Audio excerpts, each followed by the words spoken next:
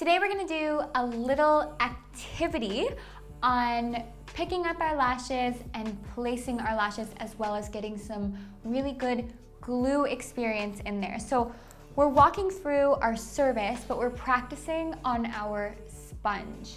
This is a great way to practice if you're ever feeling like you want to try something new or you need a refresher of some sort. Get some sponges, go back to them, and practice, practice, practice. So bear with me, this is a pretty long activity, but I want you to work with me and really think about the things that I'm saying and take them into your practice. So firstly, we're going to need a sponge and our classic lashes. You can use any diameter lash that you would like to, but for this activity, I'm using a 13 millimeter because I find it really easy to see, and in a C curl. And I'm going to be working with our sensitized glue because it's my favorite for classics. So let's get started. So first, let's talk about picking up the lashes. So when I'm picking up my lashes, I'm never trying to balance and coming in from an upward angle like so. I'm coming in, I'm pushing my hand into the table, and I'm actually planning out the angle that I'm gonna grab my lashes from to place it on the sponge. So if I'm placing, without moving the sponge, if I'm placing my lash on the right side of my sponge right now, then I'm gonna come up and be like, okay, I'm laying it right here. So how do I have to grab it? I have to grab the extension from the same way, the same angle. So I'm coming in, grabbing, and again, take note of how I'm holding my tweezers. My finger is pretty close near the end of the tweezer, giving support. I'm resting my hand on the table for support, and my thumb is actually placed pretty close to the middle of the tweezer. So this gives me a good amount of pressure and a lot more control. If I were putting my fingers, my thumb and my finger on the top of my tweezer, I would lose a little bit of control, same with the bottom. So in the middle and on the point where you feel you have almost like a turning, like it's like a solid spot on your thumb. Just play around and see where, if you can feel that. It's like the area that your thumb begins to curve, but it's kind of flat. There's an area that's perfect for pressure there. So really play around and just get used to holding your tweezers on different angles and moving them around. But anyhow, back to our practice. So I've picked up my lash. I'm going to dip. Look at how I'm tilting my tweezers. So I'm not dipping like so. I know this is in our other video, so again, bear with me. I'm not dipping my lash in on this angle. I'm vertically dipping my lash. The reason why I'm vertically dipping it is because we want gravity to take over, and we also want to coat both the front, back, and sides of that extension. If we dipped in on the side and had our tweezers facing like so on this angle, then we would only potentially get the back of that lash. But when we come in vertical, we're not having any bubbles sticking around on our extension, and we're not grabbing too much glue because gravity is going to take over there. So I'm dipping in, and I'm only dipping the first couple millimeters. No bubbles. Now I'm going to lay it on my sponge. So what you're looking for here when it comes to glue control is that there's no glue, not a large amount of glue visible on your sponge. I'll show you what it would look like if you were using too much glue really quickly.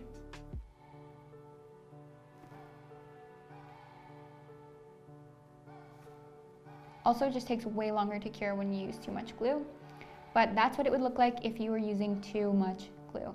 So watch for that. You should see very little, actually less is more with glue. You don't want the lashes to stick together while you're working because it's taking too long to cure, and you're just giving unnecessary weight, and you're actually losing control over the direction of your lash when you're using too much glue. So I'm gonna work all the way along my sponge. And just again, note how I'm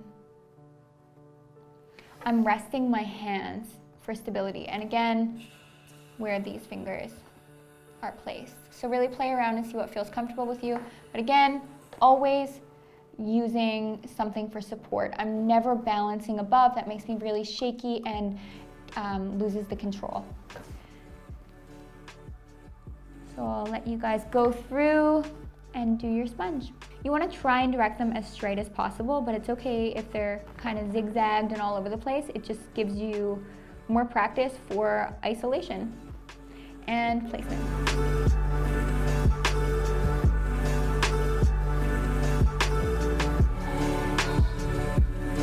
So take note of the angles that I'm changing. So take note of how I'm changing my angles while I'm working.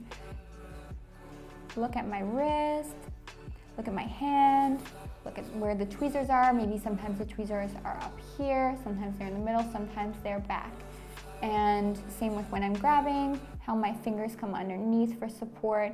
Just really take note of how I'm moving my hands, where the tweezers are placed, and yeah, just everything that I'm doing. So just if you have to rewind back and pause and try different things and get familiar with each placement of your hands and the feeling of having your tweezers in your hands, you can totally do that.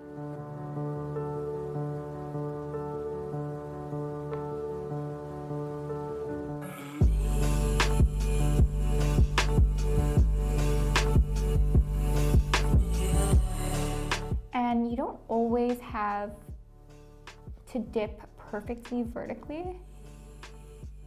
You can kind of come in a little bit on an angle, but just make sure that you're getting that whole base in and it's not going in very far, and you're kind of like swiping along the way out. Now look how my tweezers are. See how I'm holding? So I'm working now in the middle of my sponge. So I came from here, coming in on the side like this, and now I'm laying like so. And I'm also doing what I call micro movements. So we're doing a small movement here, then we're moving our fingers a little more to the left, a little more over here, and a little more over here. So very subtle, but it makes a big difference and helps you with direction. So again, hands over here for these ones. It's a lot to get used to, so don't feel discouraged if you don't get this in the beginning. Keep rewinding and keep practicing.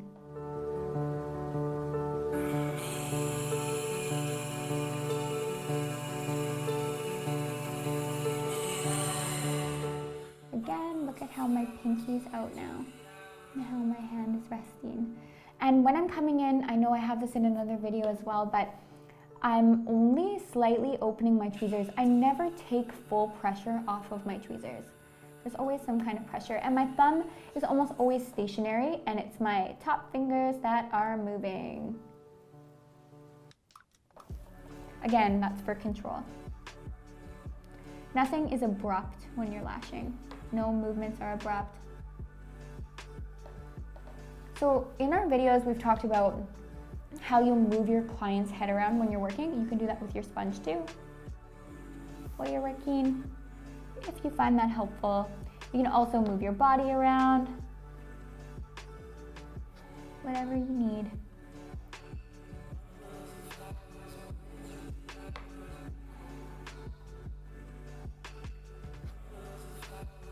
And as always, if you have any questions or anything, I am totally happy to answer them.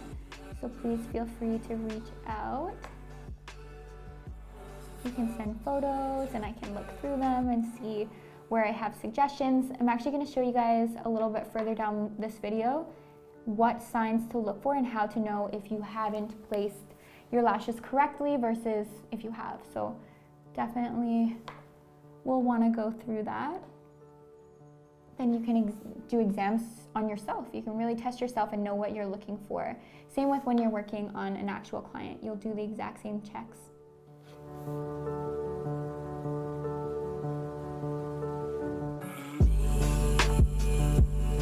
I'm not going to go too much in detail about direction right now. I would like for you to watch that video that I have on direction on my other video. I'm just going to briefly touch on it today, but again, direction is very, very important. So I challenge you to work with direction as well while you're doing this exercise. So maybe do something where you could open the eye. So tilt outward on each end. So outward this way on this side and outward this way on that side, and then slowly go straighter in the middle. I would love to see photos of that. So send it along if you have some, if you take some.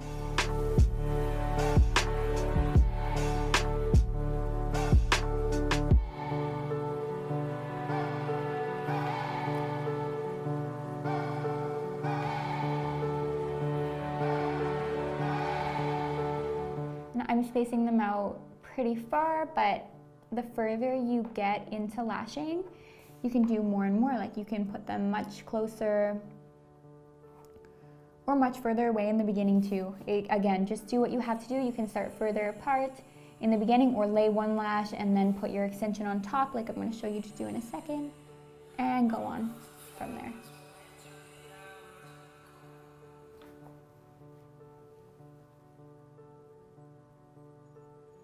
See again how my tweezers are tilted. And I just want to note, I didn't move the sponge right here, and I came in on an angle that wasn't super comfortable for me, and you'll notice that they're a little bit wonky here, whereas they're not over here. That's because I was on a perfect angle for me, and I should have moved the sponge and come in like this, but I didn't. So that's actually a really good thing to see. And then when I moved it, I did 2 of these and they're straight. So angles are everything. Okay, so once you've finished this part of your sponge, now we're going to use this sponge to place our extension. So we're going to get used to placing that base of the extension on the natural lash. So I'm going to work with direction, but no matter what direction you're working with, whether it's a straight direction or directing outward or inward, the main focus is that the base is connected. So I will show you some good application and some not so good application. So this is what you're going to look for while you're working.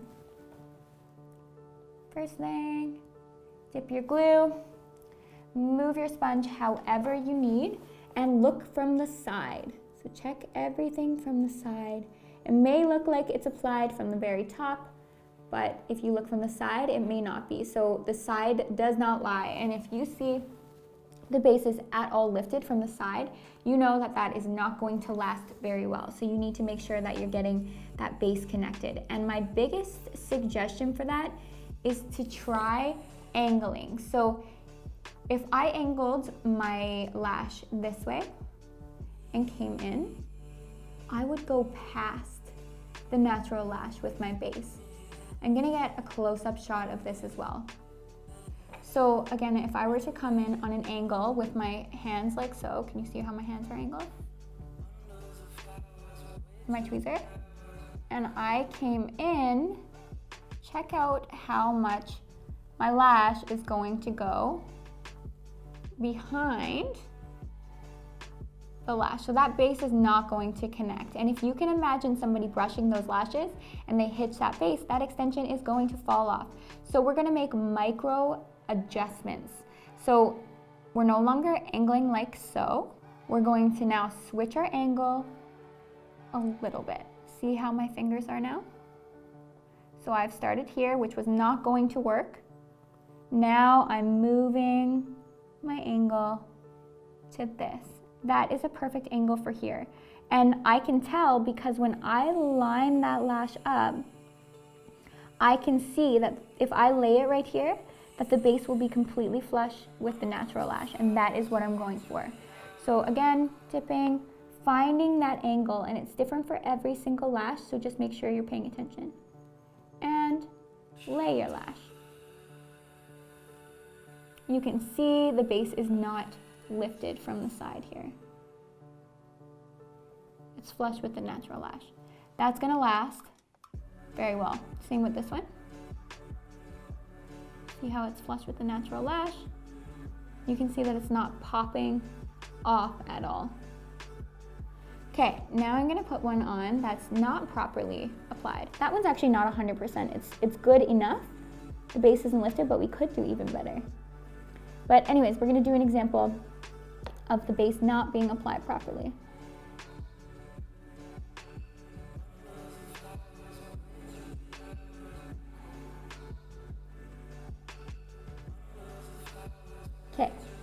So I've come in on almost the right angle. You would think, looking from the top angle, that this is applied properly.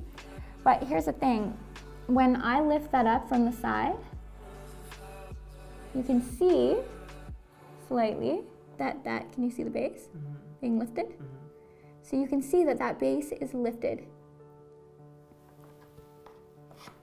This right here would pop off very, very fast. See that? Hard to tell, but definitely still lifted. So you want to avoid that. So again, I'm going to come in on the right angle. Always adjust angle. So if you see that, or if you see something even more extreme, like from the top, this looks perfect. I'm going to place another one incorrectly.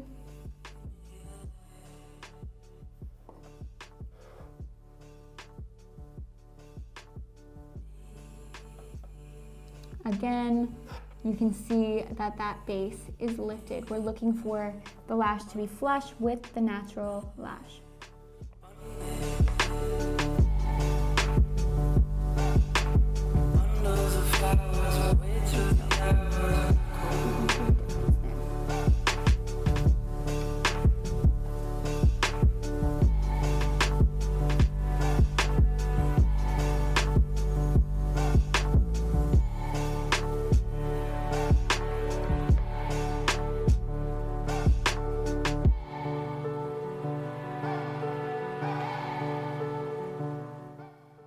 And you can wrap that extension around the natural lash like this by coming in from underneath and wrapping it around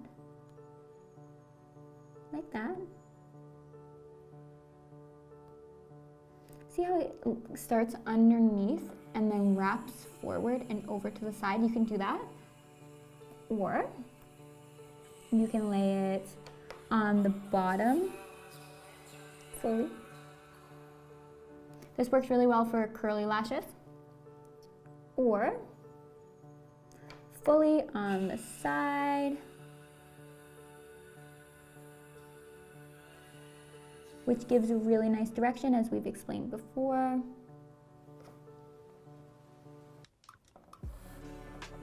Or directly on top of the natural lash. Again, changing my my tilt of my hand and my tweezer slightly if necessary.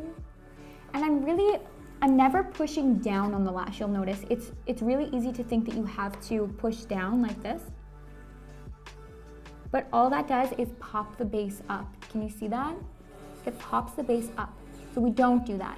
We're placing it, we're basically lining our lashes up and then letting them attract to one another. So I'm lining it up, whether it be coming in from the side or underneath, and just simply placing the lash, and I'm slowly moving away. I'm giving that time to cure. No abrupt movements. Again,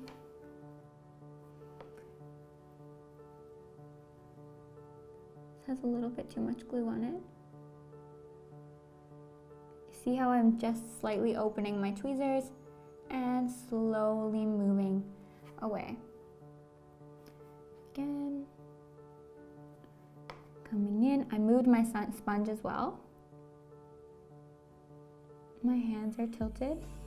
And if I have one fall to the side, don't panic. Just as long as that base is on there, you can move it anywhere you want. I'm redirecting like so.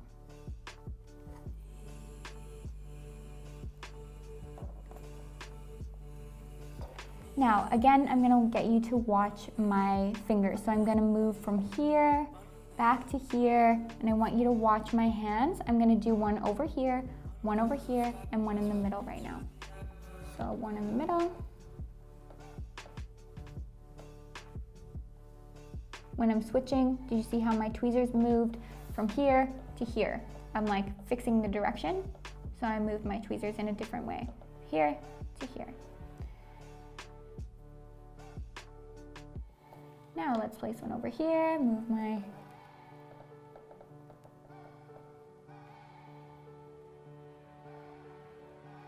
again, see how I changed up my tweezer. my angle of my tweezer, I should say. Again, moving over this way.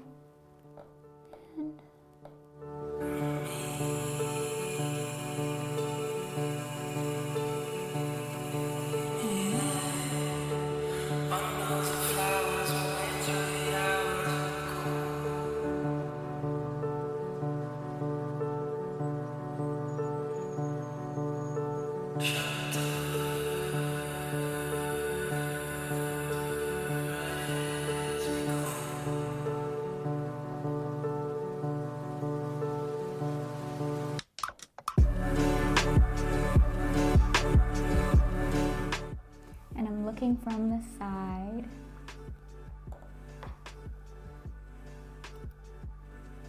If I have a lash that's tilted awkwardly to, say, the right, then I'm going to place my extension on the left side to correct that direction and make it flow straight, if that's what I'm going for.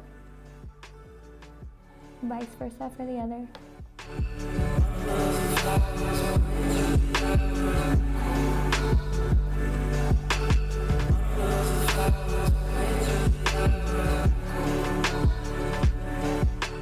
Changing my tilt from here, because I will go past, to here. See how slight of a difference that is? Line it up with the natural lash. You have to have a plan. Like, what is your plan of action? What direction do you need? Line that up and then just gently glide it into place.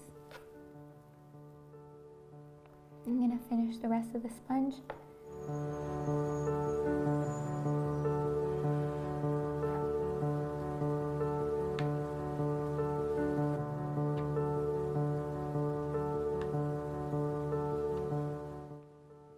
And you never want to see the lashes go too close. So if you see it that your extension goes something like this, see this right here?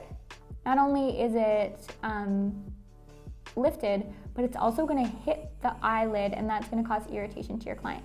So again, you're placing about 0.5 millimeters away from the lash line, which will be the end of your sponge for this practice.